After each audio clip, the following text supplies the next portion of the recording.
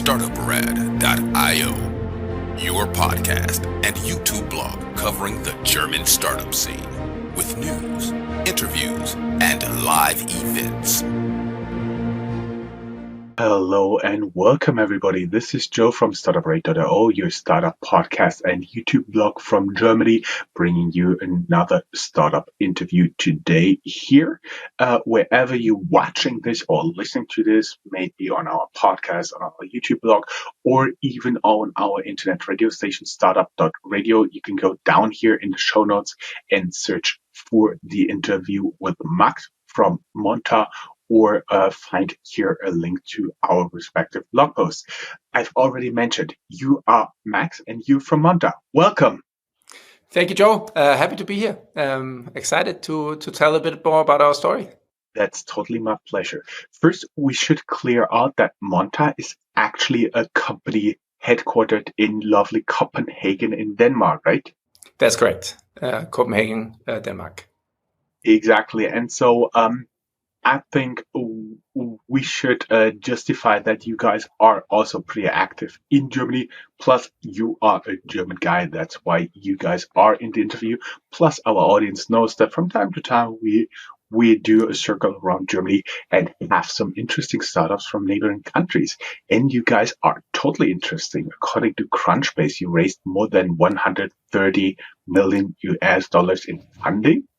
Yes, and your last funding announcement was in January 2024 with 80 million. That's close to 88 million US dollars, so 80 million euros. And you provide software infrastructure for charging stations. And we'll get into all of that, your asset-light approach, pretty soon. But first, let's talk a little bit about the person who is sitting here and is my interview guest. Can you introduce yourself just a little bit, and then we hop a little bit through your CV and have a look what you learned and what you've done before you became the COO of Monta? Absolutely. Yes, I'm Max. I'm originally from Berlin, so born and raised in that city. I am now a family father with a wife and 2 kids, living in Copenhagen, where family life is very comfortable and nice, and I bike every day. But before that, I spent quite a bit of time trying out my feet or my footing in startup land. So I started a bunch of companies in Berlin after I'd studied geography, studied in the States for a while. And those startups, some of them really went belly up fast, and some of them did pretty well. I was fortunate enough to start a company together with Rocket Internet, which was in the food delivery space. We did a farm-to-table concept here, which we actually sold to a French competitor. I spent some time at the Boston Consulting Group in between, and then started again. And that there was a bunch of different things, but the thing that is maybe memorable and still survives is a passion for workplaces. If you look for the Ufer in Berlin, you will find something that you can still use for your day-to-day office needs or for your workshop needs. So I've dabbled in a lot of things, but I think the thing that always pulled through for me was that I was super fascinated by what technology can do. So the first thing I started right out of school was a software startup trying to help scientists. It failed grandiosely, but it was kind of my first touch point with what can technology do to help, to help different tasks and create, business opportunities for people, but most importantly, make lives easier for people who are trying to achieve something. There was not only software, there was also technology in the food space, there was technology in workspace enablement. So how can you make room bookings easier, et cetera, pp. But it was also that thing, what can you do to make a task easier and maybe a bit more efficient for people? Fascinated me for most of my life. Hmm. I see. And I've also seen that you not only studied at Freie University of Berlin, but you also attended Dartmouth as a Fulbright scholar. How was studying at Dartmouth, and how is Hanover in New Hampshire? It's very small, so it's in the middle of the woods in New Hampshire. It's I think when the semester is on or the term is on, I think it's over 50% students. So it's a couple thousand people who just left high school, trying their feet in higher education. So it's a very American experience with a big Greek scene, so fraternities, sororities, but also I would say a place for academic excellence. So it was a great year I spent there, and it was a lot of fun. Kind of going from the Freie Universität in Berlin, which is it's a campus in a big city. And in Berlin, as a student, it's easy to get lost, to going to a place where it's, gravel pathways and the picture perfect US college situation with, red brick buildings and, New England romantic setting. And yeah, it's an exciting I think step for somebody who grew up in Berlin and then going out into the wide U.S. American world there and figuring out that beer pong is something that you learn at college. And cake stands. Yes, I was the unofficial fraternity master in cake stands. I know how the student life goes. What I found pretty interesting in you is you actually have not been a business major, an engineer, or a software developer, so computer scientist, but you actually studied geography. What drew you to geography? Did you always like maps? Yeah, that's a great question. Yes, yeah. So what drew me to that? Coming out of high school, like going very deep down into the history here, coming out of high school, I was a little bit, the stereotypical, I guess, I was decent in school, but I didn't really know what to do type. So I went to some information, seminars that the universities in Berlin held. And the geography one was by far the most entertaining because it was a very, very good professor, very good public speaker who painted this picture of, everything ties together in space. So if you understand space, you probably understand a lot about people, about society, about business. And you get to do really long field trips. So I was lucky to, do a very big field trip into Mongolia and a big field trip into the Sahara. So I kind of combined those two things, right? A curiosity for understanding the things that tie what we do and what makes us do things as people together by looking at the geography of things and traveling. So that's how I picked geography. It served me well, but I sadly, but also honestly, I do very little of what I learned during my studies has any impact on what I do today. Sorry, half joking question. Do you still get lost? I never get lost. That is good. But before we get a little bit into Monta, as you said, you relocated with your family to Copenhagen. How is Copenhagen? And can you tell us what we discussed before we got into this interview, the story with the Christmas beer? Yes, the J date. The J day, actually. So we moved to Copenhagen actually for my wife's job during the pandemic. So it was full lockdown in Berlin, so you were not allowed to go outside almost. And my wife got an opportunity to work out of Copenhagen. And at the time, I was in a position where I was basically alone all the time, seeing my teammates online only. So it was an easy call for me to make and say, wait, I might as well see them online from Copenhagen and try that. once we made the call, we actually, I actually decided to look for something new in Copenhagen, which in the end led to Monta. But overall, we made the decision for my wife's job, and because we knew the city and we knew, it's a very family-friendly place, and we had one kid at the time, and now the second one joined the family just a couple months back. So it's been proven a good choice. We really enjoy it here. It's much more quiet, less adventurous, I guess you could say, than Berlin. But it's an extremely high quality of life, and it's a good international spot here, very close to everything else in Europe, as I guess Europe is.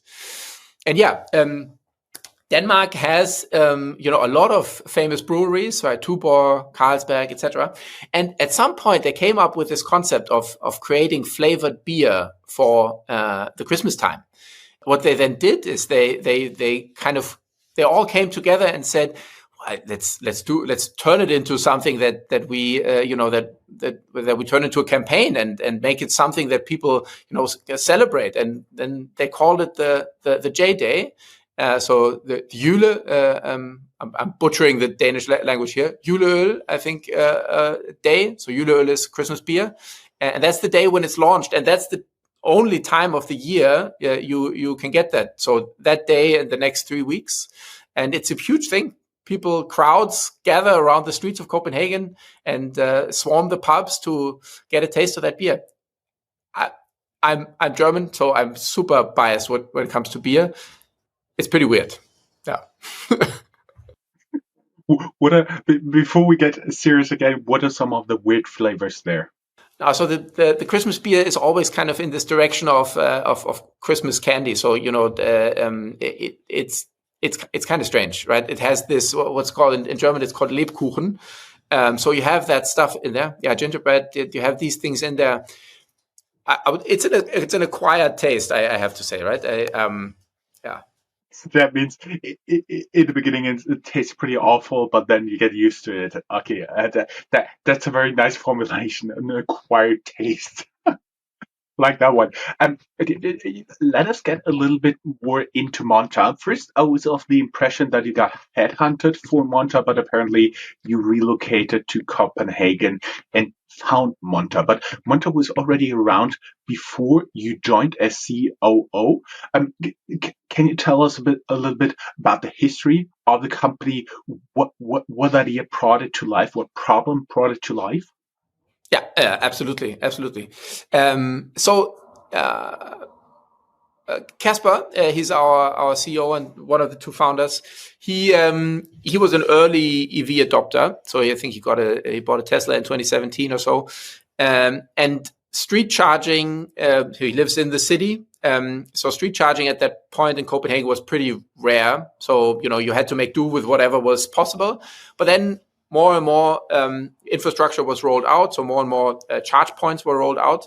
And at some point in, I think, 2020, a new operator launched in the area where he lived. And that operator said, we're going to improve it all. We're going to change the world of charging. You get an app and you can it will be super easy and fantastic.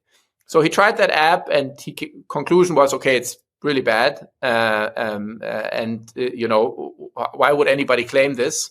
Now, chance has it, Kasper is a software engineer and he was running an agency building apps. So he called that company and said, guys, should we talk? I can help you turn this into a great product. They didn't take that offer. And that's essentially how Monta got started. Mm-hmm. So you guys are providing software for charging stations. I've heard you when I was preparing our interview. I heard a few other podcasts, and you said something like hardware is cheap. Mm-hmm. Yeah.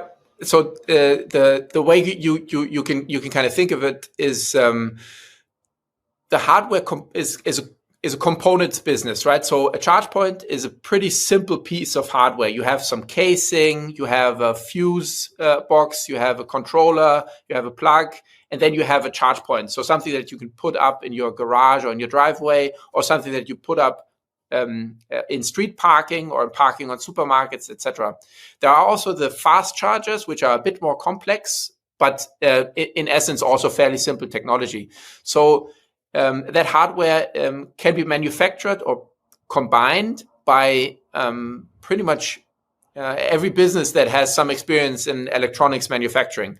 So that means there's a lot of vendors out there that sell this type of hardware. So in Germany right now, or in Europe right now, you can buy thousands of different models of these charge points. So it's a very fragmented market. They all do the job somehow, some better than others, but in the end, you will be able to charge your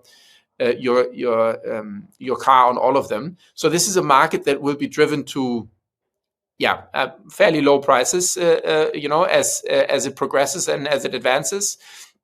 And it's going to be a hardware market where you will be sitting on small margins, because you're providing a good that will have a very high volume as it's being installed out there. It's if you look for innovation in that space, you're probably looking at process optimization and supply chain optimization. So cost is the thing. There's a few technological things that you can still do here, bi-directional charging, etc. But I think that's another category. But for the basic charge point that's being installed right now, there's probably a very predictable model where that will go. So when we thought about kind of how can we add value here and how can we improve user experience in charging, we thought about how can we make this a hardware-agnostic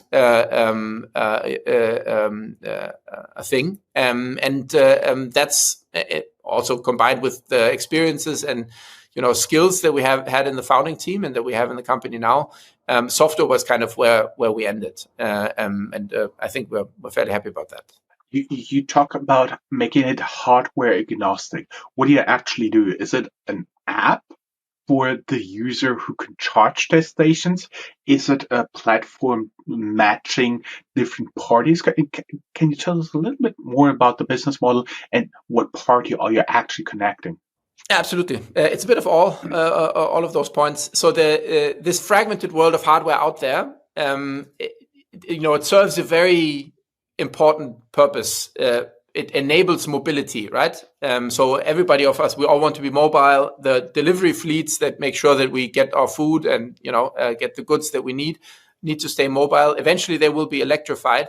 So this interface needs to be accessible by everybody, usable by everybody. It needs to be reliable, needs to be safe. And because it's fragmented between the thousands of different models and it's decentralized because it's set up all over the place, achieving those things, accessibility, reliability, safety, is something that you can probably best do with a software platform that runs on all of these, right? So that combines this fragmented, decentralized hardware IoT setup.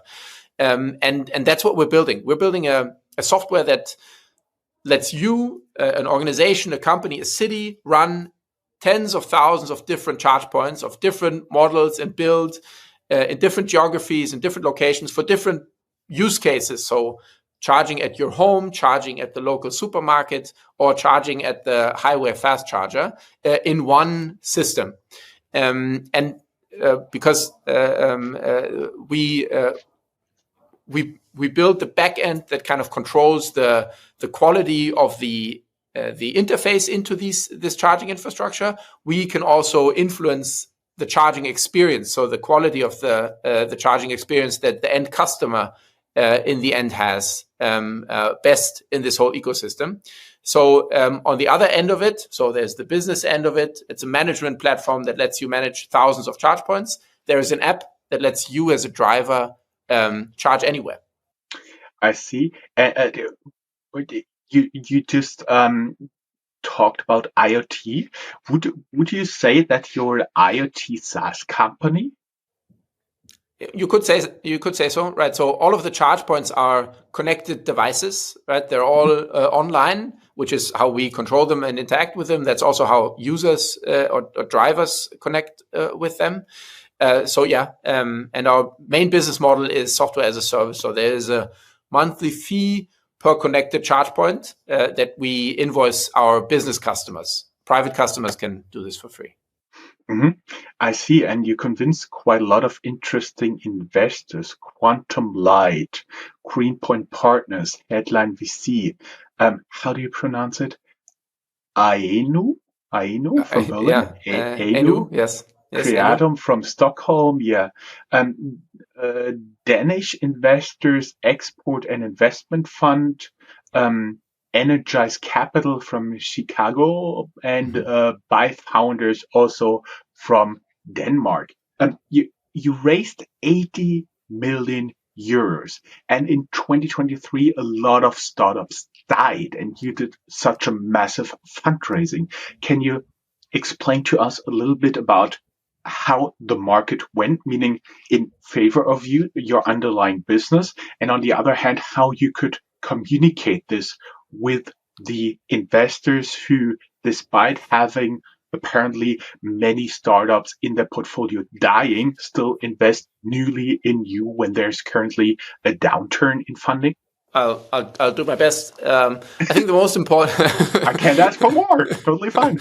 Yes, I think the most important part here is hopefully and probably that we actually managed to perform very well in this market environment.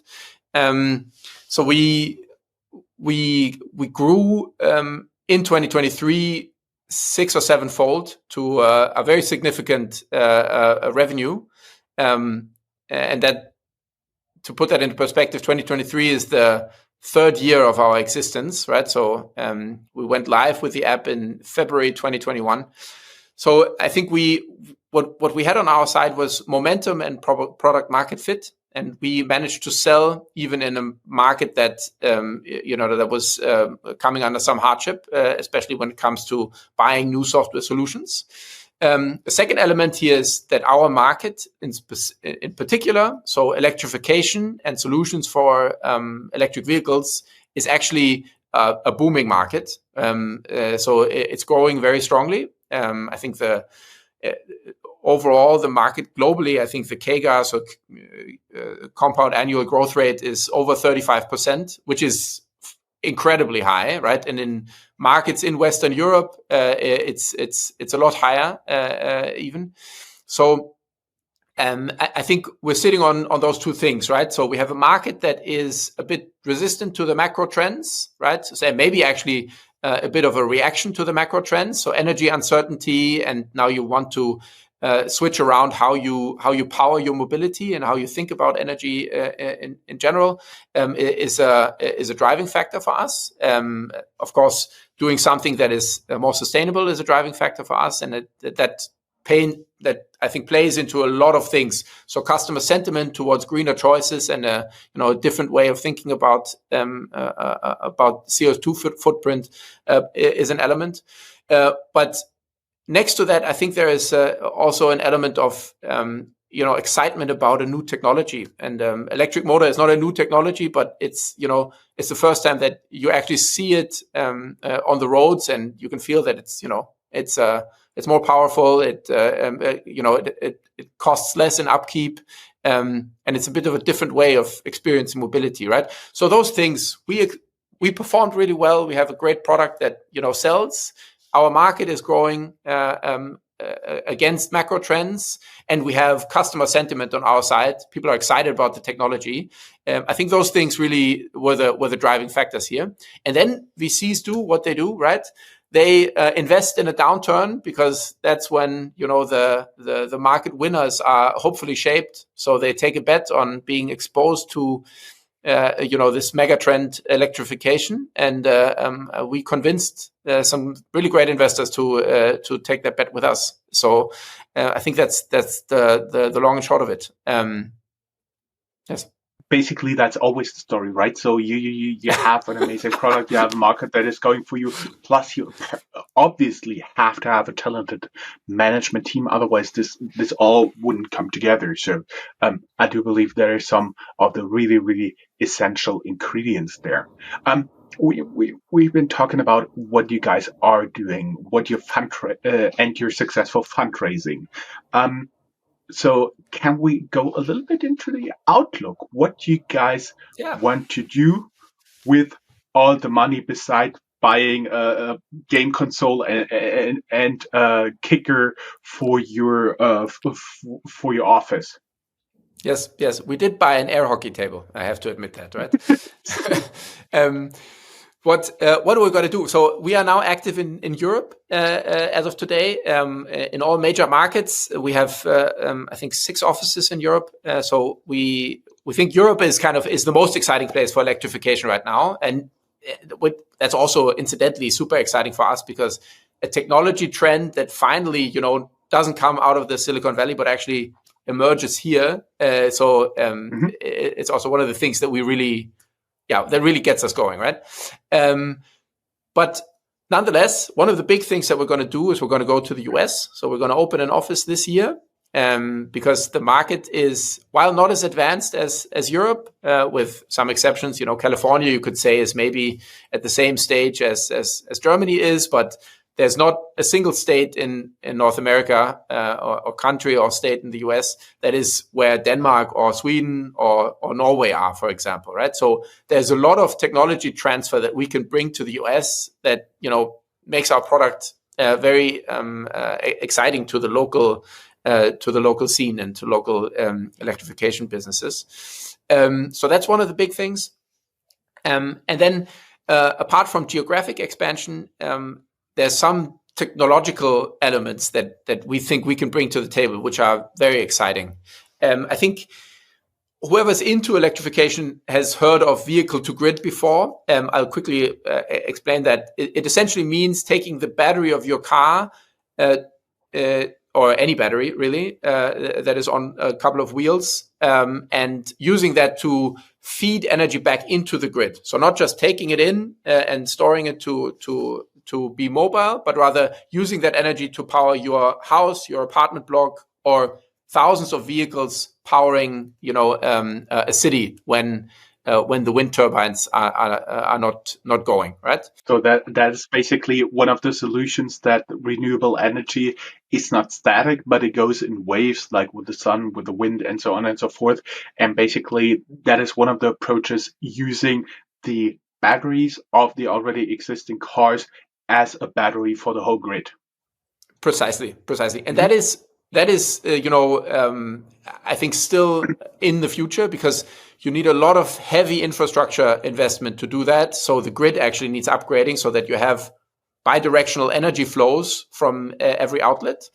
So this is something that won't happen overnight, but you can already do amazing things with just pooling together, aggregating a couple of thousand car batteries, virtually, of course, when we know that they will all be charging overnight in, let's say, southern Sweden, and we can then offer to the grid operator to say, turn those off, the charging process, turn it off for a couple of seconds in order to make sure that you don't run into a brownout or a blackout situation because you see an energy peak approaching. And that's something that we do in a small scale already, but that is something that we believe will play a major role both in this and everything, every iteration on that technology from that. So from just turning off demand and then maybe also playing with bidirectional flows here will be a major part of rolling this infrastructure out across Europe and also across North America and probably globally. And it will be, as you just said, Joe, it will be probably also a major enhancer for rolling out further green energy generation assets, right? Because there you are tied to wind and sun cycles. So storage is key to making that happen. And that's something that is very important to us. Both from a idealistic perspective, but also from a business model perspective, because obviously this is something that the grid operator is very interested in. So there is a revenue stream attached to that as well. And then there's some pretty interesting things around, one of the major emitters out there, which is long haul trucking, electrifying those routes and helping logistics providers do that well. So working with hubs, working with charging schedules, working with route optimization on that. So there's interesting technological aspects to making sure that our supply chains also electrify, which we are also really looking forward to working in. Let me try my psychic powers here. You've already spoke so highly of California. You likely locate your US, your North American headquarters somewhere around there. Close, but no. We will actually start on the East Coast because of the time difference, right? So first, it will be an office that is, it won't be 100 people from day one, so it won't be self-sustaining, really, right? So we want to make sure that there's as much overlap with Europe as possible for the first office. But yes, if we have a second office in the US, it's most likely going to be on the West Coast.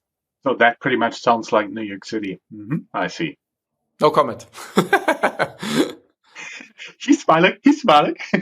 Very interesting topic. Usually we end with two questions. Usually the questions are you open to talk to new investors? The answer is usually yes. Would you agree to that? Yes, always be closing, always be fundraising. That's unfortunately how it is. Yeah. If you want to reach Max directly, go down here in the show notes. There's a link to his LinkedIn profile. And the second question I'm going to attach a little bit because I've read and heard about you, and usually we are talking about are you looking for talent? And usually the answer is also yes, but you do have quite some interesting takes on company culture and on salary and funding transparency. That's what I heard and read about you guys.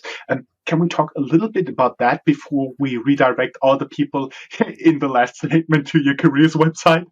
Yeah, very happy. It's super important to us. So we put and thank you for pulling out that question. It's actually something that we spend quite a bit of energy on. We as a company have committed to complete transparency. So everybody in the organization knows, for example, how much money I make, how many shares I have. I also know that about my peers and about everybody else. If you want to, you can find out exactly how much money we have on the company bank accounts internally, obviously. We find that transparency is a great, it's a great way of preempting discussions, right? So we have transparent salary bands, we have transparent career paths. So you won't find yourself in a situation at the water cooler, proverbial water cooler or coffee machine, being upset about somebody else getting something that you haven't gotten, because there's very little flexibility for individual deals, right? On the one hand, that may be something that deters, but on the other hand, it makes it so much easier and so much clearer, because there's really no way for anybody else to be, pulled out and put in front on somebody else. So, it's been a very successful experiment for us now. So we're now 250 people with full transparency. So we are pretty excited that we have managed to pull it through to this, and we want to keep on doing that. And at the same time, we invest in our offices, so we make sure that these are places that people want to come to work in, and that are in good locations. So we have an office in Copenhagen, in Berlin, in London, in Paris, in Barcelona, in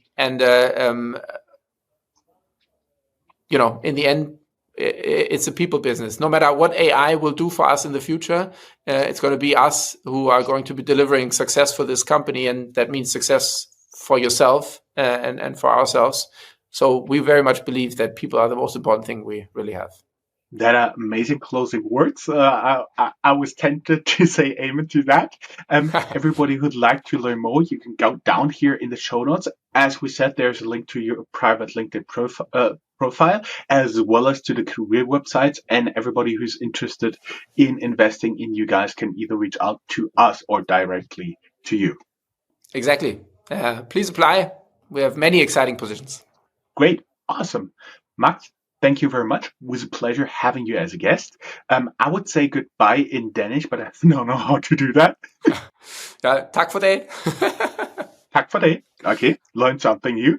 Maybe I insulted something badly pronouncing it, but it was a pleasure having you as a guest and hope to have you back in, let's say, 1 or 2 years when we can talk about your success in North America. Thank you. Likewise, a pleasure and looking forward. My pleasure. Have a good day. Bye-bye.